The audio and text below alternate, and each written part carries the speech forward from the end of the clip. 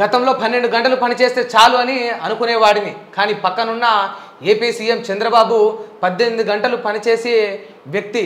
అభివృద్ధి సంక్షేమంలో ఆయనతో పోటీ పడే అవకాశం వచ్చింది.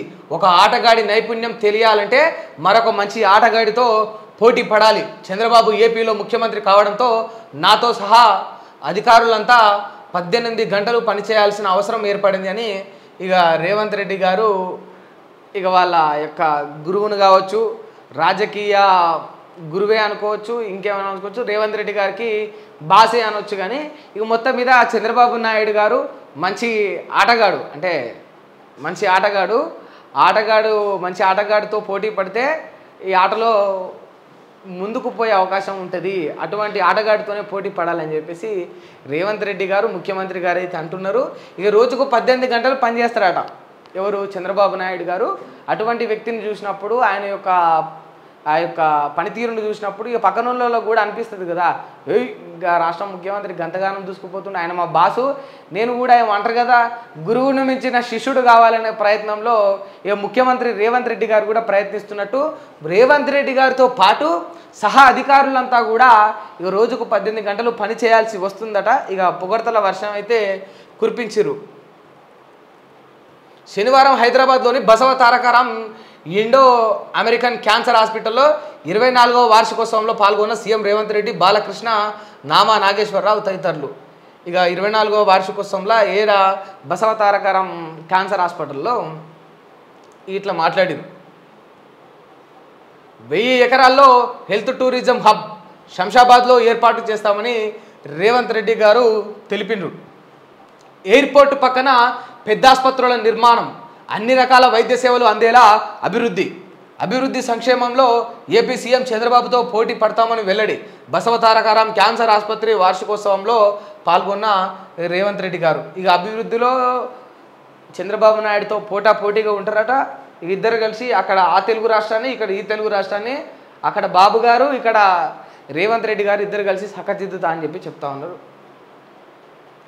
కేసీఆర్ వల్లే సింగరేణి యాగం, అప్పుల పాలు చేసి జీతాలు ఇవ్వలేని పరిస్థితికి తెచ్చిండు. కేంద్ర బొగ్గు గనుల శాఖ మంత్రి కిషన్ రెడ్డి ఫైర్. జెన్కో నుంచి సింగరేణికి మొత్తం 8,056 కోట్ల బకాయిలు పెట్టిండు. బొగ్గు విద్యుత్కు సంబంధించి మొత్తం 30,000 కోట్ల పెండింగ్ ఉన్నది. వాటిని కేసీఆర్ ఎందుకు ఇప్పియలే? సింగరేణిని ఓట్ల కోసమే వాడుకున్నాడు. కార్మికుల డ్యూటీ కోసం కూడా ఎమ్మెల్యే చుట్టూ తిరిగే పరిస్థితి తెచ్చిండు. సింగరేణిలో బీఆర్ఎస్ ఎమ్మెల్యేలకు ప్రోటోకాల్ పెట్టించుకున్నాడు. కేటీఆర్ నోరు తెరిస్తే పచ్చి అబద్ధాలు మాట్లాడుతున్నాడు. 10 ఏళ్లలో జరిగిన అక్రమాలపై రాష్ట్ర సర్కారు విచారణ జరపాలి, పారదర్శకంగా గనుల వేలం నిర్వహిస్తున్నామని చెప్పేసి కేంద్ర బొగ్గు గనుల శాఖ మంత్రి కిషన్ రెడ్డి గారు చెప్తా ఉన్నారు. ఏం జరుగుతుందట అసలు? జెన్కో నుంచి వెళ్ళి సింగరేణికి మొత్తం 8,056 కోట్ల బకాయిలు పెట్టిందట. బొగ్గు విద్యుత్కు సంబంధించి మొత్తం 30,000 కోట్లు ఇప్పటి వరకు పెండింగ్లో ఉన్నాయట ఈ బొగ్గుకు విద్యుత్కు సంబంధించి. ఇక వాటిని కేసీఆర్ ఎందుకు ఇప్పియలేకపోయిండు? సింగరేణి ఓట్ల కోసమే వాడుకున్నాడు అని చెప్పేసి కిషన్ రెడ్డి గారు అంటూ ఉన్నారు.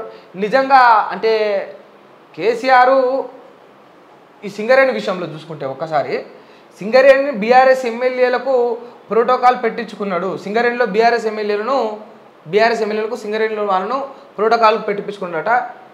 ఈ 10 ఏళ్లలో జరిగిన అక్రమాలపై రాష్ట్ర సర్కారు విచారణ జరపాలి. వాస్తవానికి ఎక్కడ కూడా రాష్ట్రంలో సింగరేణి అంశంలో కావచ్చు, సింగరేణి కార్మికులు కావచ్చు, కేసీఆర్ ప్రభుత్వం పైన వ్యతిరేకత తీసుకొచ్చినట్టు విమర్శించినట్టయితే చూడలే. వాళ్ళకు జీతాలు పెంచడానికి కావచ్చు, లేకపోతే వారసత్వ ఉద్యోగాలకు తోడ్పాటు చేసింది ప్రభుత్వం అనే కావచ్చు. కేసీఆర్ పైన సింగరేణి కార్మికులు కావచ్చు, అక్కడ ఉన్న పనివారు కావచ్చు, ఎవరైనా కూడా కేసీఆర్ పైన ఒక మంచి అభిప్రాయంతో ఉన్నారు. కాకపోతే ఇక లావాదేవీల విషయంలో, ఈ అమ్మకాల విషయంలో, ఇక ఈ యొక్క డబ్బు విషయంలో మీరు కాంట్రాక్టర్లకు ఎవరెంత అంటగట్టిరు, ఎవరెంత మింగినరు అనేది తేలాలి. కానీ ఈ కార్మికులకు నష్టం జరిగినట్టయితే కేసీఆర్ హయాంలో మరి కార్మికులైతే ఎక్కడా చెప్పలేదు. సింగరేణి కార్మికులైతే కేసీఆర్ మమ్మల్ని గోసబుచ్చిండు, ఇబ్బంది పెట్టిండు అన్నట్టయితే వాళ్ళు చెప్పిన దాఖలాలు అయితే లేవు. ఇక మొదట కొంచెం జీతభత్యాల గురించి ఇబ్బంది పడ్డప్పటికీ తర్వాత దాన్ని కేసీఆర్ గారు సాల్వ్ చేయడం అయితే చూసినాం. బొగ్గు తీయకుండా ప్రైవేటు కంపెనీలను అడ్డుకున్నాం, వేలాన్ని వ్యతిరేకించినాం కాబట్టే సింగరేణిని పాల్గొనొద్దన్నాం.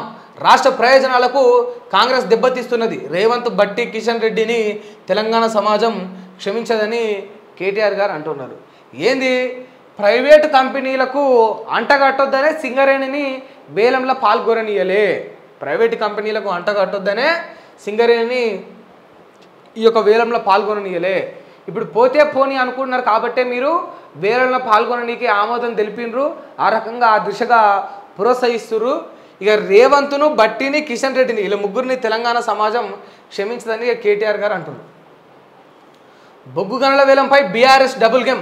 అప్పట్లో సన్నిహితులకు కట్టబెట్టి ఇప్పుడు గగ్గోలు పలుకుతున్నారు. 2015లోనే తాడిచెర్ల బ్లాకును ప్రైవేటు కంపెనీకి ఇచ్చిన నాటి కేసీఆర్ సర్కారు సింగరేణిని కాదని ఆంధ్ర కంపెనీ ఏఎంఆర్కు 30 ఏళ్ల పాటు లీజుకు రాసిచ్చిండ్రు. అదే ఏడాది మినరల్స్ అండ్ మైన్స్ చట్ట సవరణకు బీఆర్ఎస్ మద్దతు తెలిపింది. నాడు తెలంగాణలోని బొగ్గు బ్లాకులను కేంద్రం వేలం వేస్తే చోద్యం చేసుకోలేదు. నిరుడు వేలంలో పాల్గొనొద్దని సింగరేణికి ఆర్డర్స్ ఫలితంగా కోయగూడెం, సత్తుపల్లి గనులు 2 ప్రైవేటు కంపెనీలకు అంటగడతా ఉన్నారు. ఏం చేశారట, సింగరేణిని కాదని ఆంధ్ర కంపెనీకి ఏఎంఆర్కు 30 ఏళ్ల పాటుకు లీజుకు రాశారట. ఎప్పుడు ఈ యొక్క బీఆర్ఎస్ ప్రభుత్వం అధికారంలో ఉన్నప్పుడు తాడిచెర్ల బ్లాకును 2015లోనే వీళ్ళ అధికారంలోకి వచ్చిన ఏడాదికే 2015లోనే తాడిచెర్ల బ్లాకును ఇక ఈ ఆంధ్రాకు చెందిన ఏఎంఆర్ కంపెనీకి 30 ఏళ్లకు లీజుకు రాసిచ్చారట.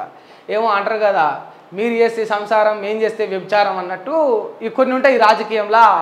ఇక అట్లా అది బీఆర్ఎస్ల దగ్గర కొంచెం గట్టిగానే ఉంటుంది. అది వాళ్ళు చేసినప్పుడేమో సంసారం, వీళ్ళు చేస్తే వ్యభిచారం. వాస్తవానికి ఇక రియాలిటీ అయితే గట్ల ఉన్నది. ఇక వీళ్ళు ఆంధ్ర కంపెనీలకు అంటగడతారు, వీళ్ళు 30 ఏళ్ళకి లీజు కడతారు, ఏమైనా చేస్తారు. ఇప్పుడు రేవంత్ రెడ్డి లాంటి వాళ్ళు, బట్టి విక్రమార్క లాంటి వాళ్ళు, కిషన్ రెడ్డి లాంటి వాళ్ళు ఇక వేలంలో పాల్గొని ఏమైనా చేస్తే ఇక దుమ్మెత్తిపోయినకి రెడీగా ఉంటారు. ప్రజలకు ప్రయోజనాలు ఏ దిశగా ఉన్నాయి అనేది ఒకసారి ఆలోచించుకోవాలి. సింగరేణిలో ఎంత లాభం ఉన్నది, ప్రైవేట్ కంపెనీలకు అంటగడితే ఎంత డబ్బులు వస్తున్నాయి, ఏం చేయాల్సి వస్తుంది, అవన్నీ కూడా క్యాలిక్యులేషన్స్ చేసుకొని ఒకసారి చెప్పాలి. మీరు కూడా అంటగట్టిన బ్లాకులు ఉన్నాయి ఇప్పుడు. కాకపోతే వీళ్ళు ఇక శ్రావణపల్లి బ్లాకులు అవి 2-3 మీరు చెయ్యనివి వీరు ఇప్పుడు వేలంలో తీసుకువచ్చినారు సింగరేణికి కాకుండా. ఇక సత్తుపల్లిని కూడా ఇక మీరేమో మీరు ఒకటి చేసిండ్రు, ఇక వాళ్ళు ఒకటి చేసిండ్రు, మీరు ఒకటి చేసిండ్రు. ఇక ఒకరినొకరిను అనుకునేదే తప్ప జనాలకు ప్రయోజనాల గురించి మాట్లాడేది అయితే ఏం లేదు. వాస్తవానికి నీ హయాంలో ఉన్నప్పుడు నీ వల్ల అయినవి నీకు సహచరులకు, నీ అనుచరులకు నువ్వు అంటగట్టినవు. వీళ్ళ హయాంలోకి వచ్చినప్పుడు అప్పులకా, ఇబ్బందులకా, లేకపోతే ఇచ్చిన హామీలకా, దేనికో ఒకదానికి వీళ్ళు కూడా వేలంలో పెడుతూ ఉన్నారు. ఈ వేలంలో పెట్టడం వల్ల వీళ్ళకింత కమిషన్లు వస్తాయి, వీళ్ళకింత దుడ్డు ముడుతుంది. ఎవరి ప్రయత్నాలు వాళ్ళు చేస్తూ ఉన్నారు. కానీ ఎవరు చేసినా కూడా మీ మీద మీరు దుమ్మెత్తు పోసుకునే కంటే కూడా ఎక్కువ ప్రజా ప్రయోజనాల గురించి ఆలోచిస్తూ ఆ దిశగా పనిచేస్తే బాగుంటుంది.